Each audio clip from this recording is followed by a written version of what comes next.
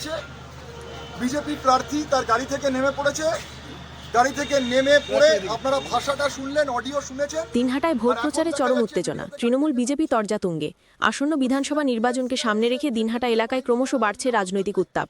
Vote প্রচার ঘিরে এবার তৃণমূল কংগ্রেস ও ভারতীয় জনতা পার্টির মধ্যে তীব্র উত্তেজনা সৃষ্টি হয়েছে, যা ইতিমধ্যেই স্থানীয় রাজনীতিকে সরগরম করে তুলেছে। তৃণমূল কংগ্রেসের অভিযোগ, বৃহস্পতিবার সকালে দিনহাটা শহরের 12 নম্বর ওয়ার্ডে প্রচারে বেরিয়েছিলেন বিজেপি প্রার্থী অজয় রায়। সেই সময় বাড়ি ফিরছিলেন তৃণমূলের সহসভাপতি রানা বণিক। অভিযোগ, তাকে লক্ষ্য করে অশ্রাব্য ভাষায় গালিগালাজ করা হয়।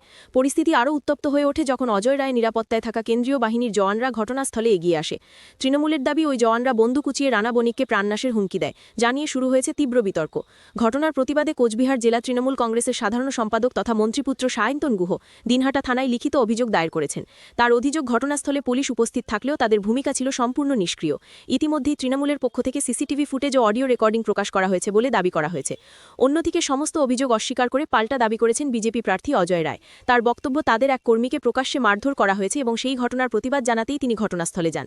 বিজেপির পক্ষ থেকে আরও অভিযোগ, তাদের মণ্ডল সহসভাপতি শ্যামল ভৌমিককে মারধর করা হয়েছে এবং সেই বিষয়ে পুলিশকে জানানো হয়েছে।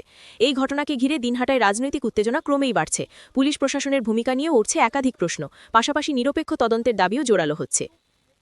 আপনারা দেখছেন মাথাভাঙ্গা নিউজ পোর্টাল। সব রকম খবর আপডেট পেতে পেজটি লাইক ও ফলো করে রাখুন। প্রমাণ দেখিয়ে কথা বলতে হবে না, নিজে কথা বললে তো হয় না, প্রমাণ দেখাতে হবে। প্রমাণ দেখিয়ে কথা বলুন। নিরাপত্তা রক্ষী আর আপনি কি গালিগালাজ করছিলেন? আমাদের মণ্ডলের ভাইস প্রেসিডেন্ট শ্যামল ভৌমিক, ওনাকে সকালবেলা উনি একখানে দাঁড়িয়েছিলেন, একজন বয়োজ্যেষ্ঠ মানুষ যার বয়স আজকে প্রায় 55 বছর, 65 বছর, তো তাকে ধরে মারধর করে। তাদেরকে কি ফুলচন্দন দিয়ে পুজো করবো? আমি যারা মারধর করলো তাদেরকে ফুলচন্দন দিয়ে পুজো করবো? মারধর করলো আমি একটা গালিও দিতে পারবো না? তারা ইতিমধ্যে দিনহাটা থানায় অভিযোগ করেছে, আপনারা কি আপনাদের তরফ থেকে অভিযোগ? অবশ্যই, আমি তখনই আমি থানায় জানিয়েছিলাম, অভিযোগ দায়ের করতে বলেছে। অভিযোগ দায়ের ইতিমধ্যে লেখা হয়ে গেছে, অভিযোগ দায়ের হয়ে যাবে। বিষয়টি প্রশাসনে অবগত আছে। কি ঘটেছিল? আমি বললাম তো, ঘটনা হচ্ছে উনি রাস্তায় দাঁড়িয়েছিল, সকালবেলা যায় মর্নিং ওয়াক করতে দাঁড়িয়েছিল এখানে, হঠাৎ করে এই রানা বণিক এবং সাথে আলম বলে কোনো একজন, লিটন মণ্ডল, আরও 2-1 4-5 জন ছিল যারা ওনাকে মারধর করে।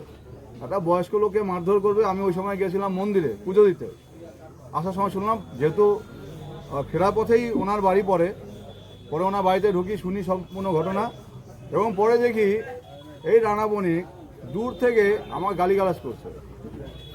আমি পরে সামনে এগিয়ে যাই এবং যেহেতু আমার সাথে নিরাপত্তা রক্ষী ছিল, তারাও গেছিল। এতটুকুনি ঘটনা, আর অন্য কোনো ঘটনা নয়।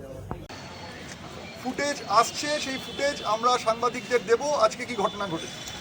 এবং পুলিশকে জানানোর পরেও পুলিশেরও কেউ আমার মনে হচ্ছে কোথাও একটু নিষ্ক্রিয় রয়েছে এই ব্যাপারে। এই যে ওর নিরাপত্তা রক্ষী যারা কেন্দ্রীয় বাহিনী, তারা নেমে যে ধরনের নুইসেন্স ক্রিয়েট করার চেষ্টা করছে, তার কাজ হচ্ছে, নিরাপত্তা রক্ষীদের কাজ হচ্ছে প্রার্থীকে প্রোটেক্ট করা।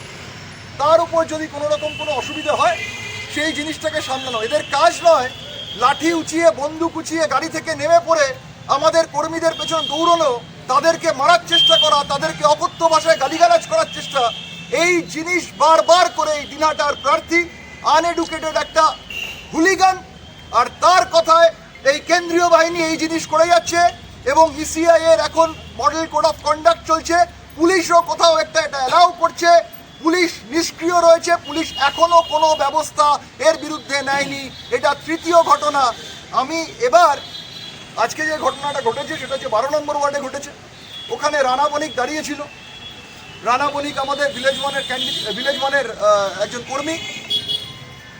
ও ওখান দিয়ে পাস করছিল এবং ওর সেই সময় ফোনটা কানেক্টেড ছিল ভিলেজ ওয়ানের সভাপতি লিটনের সাথে।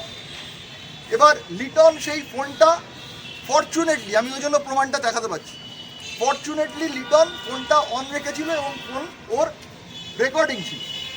সেই রেকর্ডিংয়ে কি উঠেছে, কি ভাষায় অজয় রায় কথা বলছে, কি ভাষায় ওর কেন্দ্রীয় বাহিনী যারা ওর নিরাপত্তার দায়িত্বে তারা গাড়ি থেকে নেমে বন্দুক উঁচিয়ে কী ভাষায় কথা বলছে সেটা আমরা আপনাদের শোনাতে চাই। বক্সটা নিয়ে এসেছি, আপনারা আগে শুনে নিন, তারপরে আমরা আবার বলছি। আপনারা কি থানায় অভিযোগ জানাবেন? থানায় অভিযোগ জানানো হয়েছে, থানায় এফআইআর করা হবে। আমরা আশা করব থানা ল অ্যান্ড অর্ডার অ্যাকচুয়ালি যার হাতে, পুলিশের হাতে, পুলিশ এর বিরুদ্ধে আইনত যে ব্যবস্থা সেই ব্যবস্থা নেবে।